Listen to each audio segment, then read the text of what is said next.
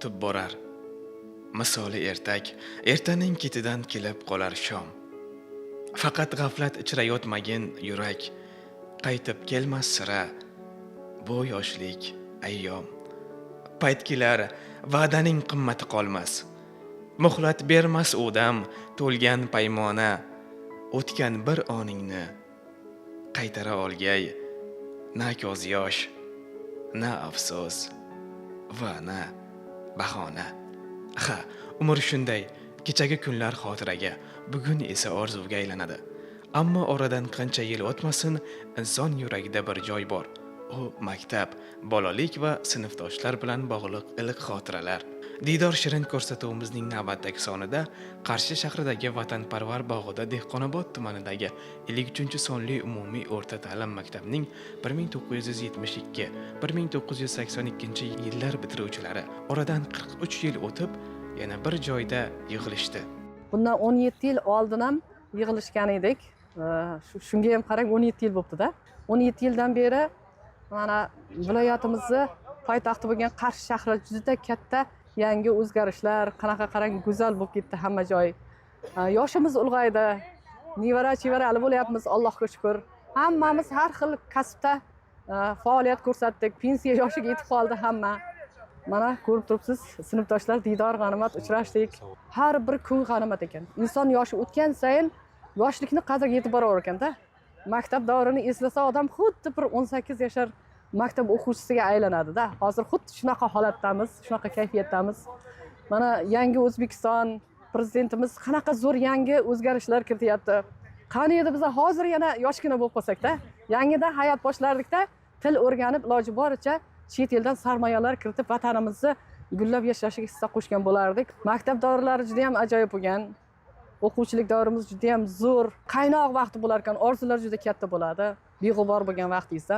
Mana bitta sinfdoshimiz matematikadan juda zo'r masala yechardi-da. Biz oldingi partada o'tirardik, ikkita qiz. Shu sinfdoshimizga masalani yecha olmay qolgan vaqtda daftarimizni orqaga uzatib yuborardik-da. Sinfdosh, siz zo'rsiz-da, masalani yechib bering deb o'sha paytda sizlab aytsak, xursand bo'lib masalalarimizni yechib berardi. Daftarimizni olgandan keyin bo'ldi, yechdingmi deb keyin birpasda esdan chiqarardik-da. 43 yil. Bu nafaqat vaqt, bu inson hayotining butun bir davri. Bugun ular yana bir joyda. Bolalikni eslatgan, yurakni iliq qilgan Didor onlarida. Vatanparvar bog'i bugun bu insonlarning eng go'zal xotiralarini birlashtirgan maskanga aylandi. Endi bolalik davri haqiqatan juda ham go'zal. Sho'xlik davrlar juda ko'p bo'lgan, hozir mana sinfdoshlarimiz ham aytib berishadi. Juda ham xursandman shu bugun mana shuni yana Alloh yetkazib didorlashganimizga. Eng kulgili voqealar juda ko'p bo'lgan. Masalan, bitta maktabga imtihon topshirardik-da. Yil yakunida imtihon topshirardik. Bitta qizimiz hammamiz tashqarida bitta kirib chaqirib kirgizishyapti. Og'zaki imtihon bo'ladi. Bitta qizimiz onasini ko'ylagini kiyib kelgan ekanda, tagidan rosa qaytarilgan ekan. Uni bilib qoldik-da, shumlik qilib sekingina stratib sutib o'rganmiz-da.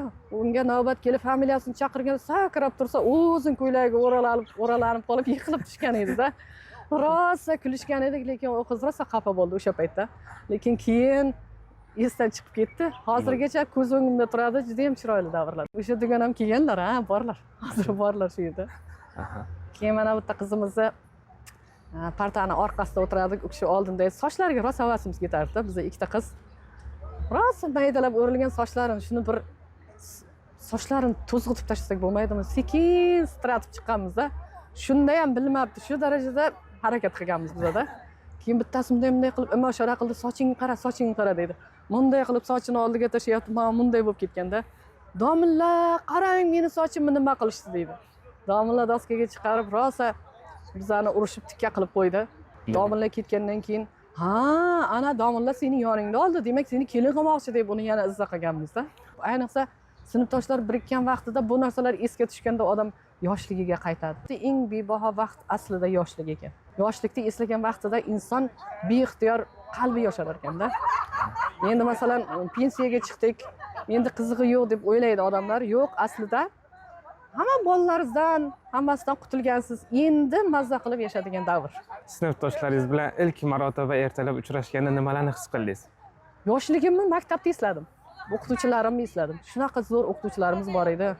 baribir ular biz uchun bebaho. Oqardaryoday umr o'tib ketar ekan. Juda hurmatli o'qituvchilarimiz bor. Hamisha hayolimizda, yodimizda turibdi ularni biz uchun qilgan mehnatlari. Ayniqsa yosh o'tgan sayin yoshlikni qadriga yetar ekanda inson. O'sha yoshligimizdagi beg'uborlikka intilar ekan odam. Hozir mana kelishib oldik. Endi har yili albatta qayerdadir o'tiramiz. 43 yil avval bir sinfda o'tirgan do'stlarning ko'zida hayajon, yuragida sog'inch. Chunki bunday uchrashuvlar hayotda ko'p bo'lavermaydi. Bu insonlar 1972-yilda 1-sinfga qadam qo'yib, 1982-yilda maktabni tamomlaganlar. Deyarli yarim asr o'tib, ular yana bir-birlarini topishdi. O'sha davrdagi sho'xliklar, ustozlarning pand-u nasihatlari, darsdan keyingi o'yinlar, hammasi iliq xotiralarga aylangan. Mana shu yerga kelib men ham xuddi yoshligimga qaytgandek bo'ldim. Bolalik xotiralar har bir insonning umr daftaridagi bahorga o'xshatamiz. Ushbu bahor ayyomlariga o'xshatdim men, chunki bahor yana bahorda gullar qaytadan ko'klagani kabi qalbimizda mehr va muhabbat qaytadan uyg'ondi. Shularning yuzlariga ko'rib mehr ko'zda deganlaridek yoshlikka bir qaytgandek bo'ldik.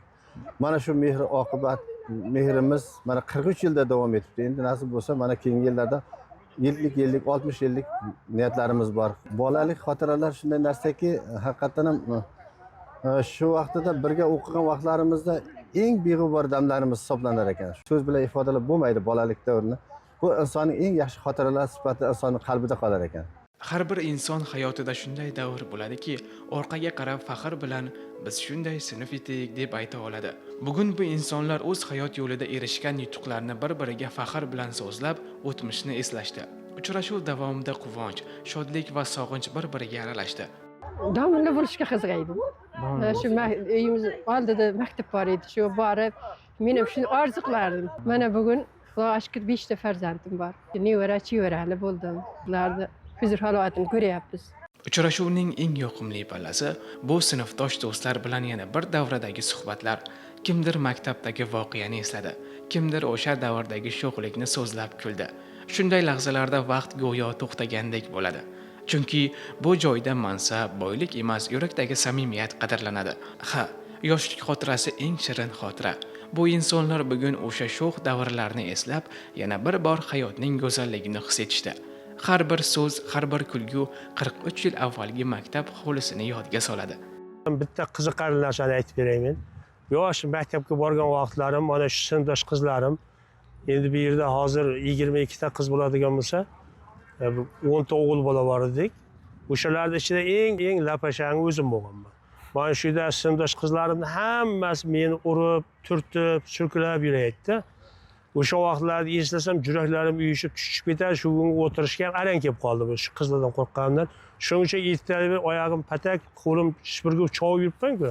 O'sha chovib yurishlarim hammasi shu qizlardan qo'rqqanim orqasidan yuribdi. Shuning uchun mana bugun juda bir ajoyib kun o'tyapti. Bugun mana Vatanparvar bog'ida mana shunday diydor g'animat ko'rishuv bo'lyapti. 43 yil ko'rmagan sinfdoshlarimizni ko'ryapmiz. Bugun mana 60 yoshga kiribmiz. Kechagina bir yosh yigit bo'ladigan bo'lsa, bugun mana bir oq sochli, nuroniy buva bo'lib qoldik. Mana shunday kunlar bir g'animat kunlar bo'ldi. Bugun eng yaxshi kundan bitta narsa bizlarning havas qilgan kunlarimiz mana yomg'irli kun. Mamlakat tinch, ob-havo asoyishta, chonglar, to'zonlar ketdi mana kecha bizlarning mana o'tirishimiz uchun o'zi Alloh taoloning o'zi buyurgan yomg'irlari. Mana bugun bir mazza qilib sinfdoshlar bilan tomosha qilyapmiz. Sinfdoshlar bilan ko'rishning o'zi bir gashti bor. Kayfiyatim zo'r. Niyat qilamanki, shu sinfdoshlarim shunday uchrashuvlar o'tkazib, tadbirlar o'tkazib tursa. Bugungi diydor tashabbuskorlari ham shuni istashdiki, 43 yillik do'stlik rishtalarini yana mustahkamlash. Bu uchrashuv nafaqat diydor, balki bolalik, samimiyat va sadoqatning timsoli bo'ldi. Hayot insonni ko'p sinaydi, ammo chin do'stlik vaqt sinovdan o'tadi. 43 yil degani bu sadoqat, bu esdalik, bu bir-birini unutmagan yuraklar demakdir. Bugungi uchrashuv shuni yana bir bor isbotladi. Agar yurakda samimiyat bo'lsa, vaqt hech narsa emas. Dunyoda shunday diydorlar borki, ular inson umrining eng chiroyli sahifalarini eslatadi. Bugun Dehqonobod tumanidagi 53-sonli umumiy o'rta ta'lim maktabi bitiruvchilari ham o'z hayotlarining ana shunday yorqin sahifasini qayta varaqlashdi. Yillar o'tar, fasllar almashar, ammo do'stlik, sadoqat va maktab xotiralari abadiydir. Ba'zan insonlar yillarni sanaydi, ammo hayot aslida shu kabi diydorda o'lchanadi. Bir piyola choy, bir og'iz so'z inson qalbini bog'lashga yetadi. Maktabdagi diydor bir piyola choy ustida davom etdi. Bolalikdagi sho'xliklaru shirin xotiralar yodga olindi. Bugun ular nafaqat o'tmishni eslashdi, balki hayotning naqadar qadrli ne'mat ekanini yana bir bor his qilishdi. Bo'lib o'tgan uchrashuv bu faqatgina sinfdoshlarning yig'ilishi emas, bu yuraklar bayrami. Diydor shirin degan so'zning ma'nosi bugun yana bir bor o'z tasdig'ini topdi.